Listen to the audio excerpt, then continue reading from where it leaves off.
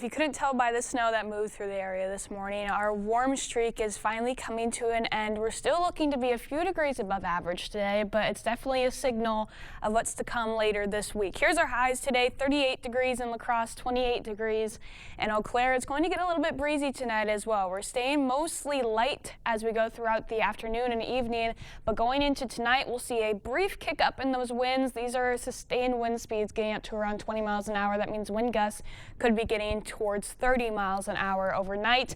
Those will calm down though by the morning, already seeing winds around 10 miles an hour, and then by the afternoon we're looking at almost calm conditions, but it is going to be chilly out there. Here's those overnight lows. We're seeing most of the area in the single digits, and once you tack those breezy conditions on there, it's really going to make an effect on those morning wind chills. But again, those winds really calm down as we head into the afternoon, and we're looking at highs in the teens and close to 20 degrees, so our real temperatures should be pretty close to what it's going to feel like out there. We shouldn't have to be worrying about wind chills as we go later into the day. We'll see sunshine in the morning, but then clouds move in afterwards ahead of a system that we have coming in as we go into Wednesday. So overall, a bit of a cooler day, but we do have some warmer weather as we go later in the week. Here's those morning wind chills. We're seeing areas north of I-94 getting as cold as -10 to even -15 out there. Everybody else getting near or a few degrees below 0 degrees. So definitely a chilly start to the day, but again, those winds will die down as we go into the afternoon, and it won't last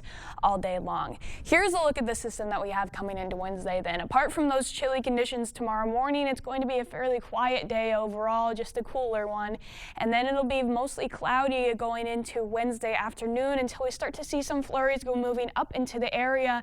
But the main risk with this is going to be south of I-90. We have a pretty decent chance to have a good amount of freezing rain throughout most of this period. This is going into Wednesday evening and even into the nighttime. All that pink is going to be a chance of freezing rain and sleet. And then we'll get a little bit of a break, a short dry period as we go into Thursday, sunny skies. Friday, mostly dry again, but we'll see cloud coverage start to kick up as we go into Friday afternoon ahead of another system that's going to be passing through Saturday, where most of us could be seeing a decent amount of snowfall, definitely more snowfall than we got throughout the month of January, so a little bit more of a wet start to February coming up. Here's the icing potential as we go into Wednesday, especially into Wednesday evening. We're seeing this green shade here, which is right below possible, so there is that chance that we can get ice accumulation around 1/100 of an inch, which is really when you start to see the impacts on those roadways.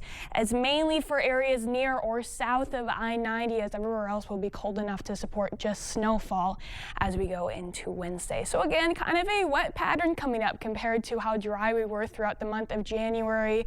Those snow and rain that we had this morning has really moved out of the area today, so we shouldn't have to deal with that too much more today. A cold one tomorrow, and then that icing and snow chance going into Wednesday evening. A little bit windy Thursday, but then we have a nice snow chance going into Saturday, so multiple snowmakers on the way. Ice is never really something that anybody likes to deal with, so hopefully that isn't too bad, right. But I'm looking forward to Saturday to have some nice snowfall. Hopefully. It seems like it keeps missing us, right? It doesn't want to land and hang out with us. And La Crosse actually saw their driest January on record with less than an inch of snowfall recorded. So we're due. Hopefully that can change a little bit, just a little bit, right? Thanks, Nicole.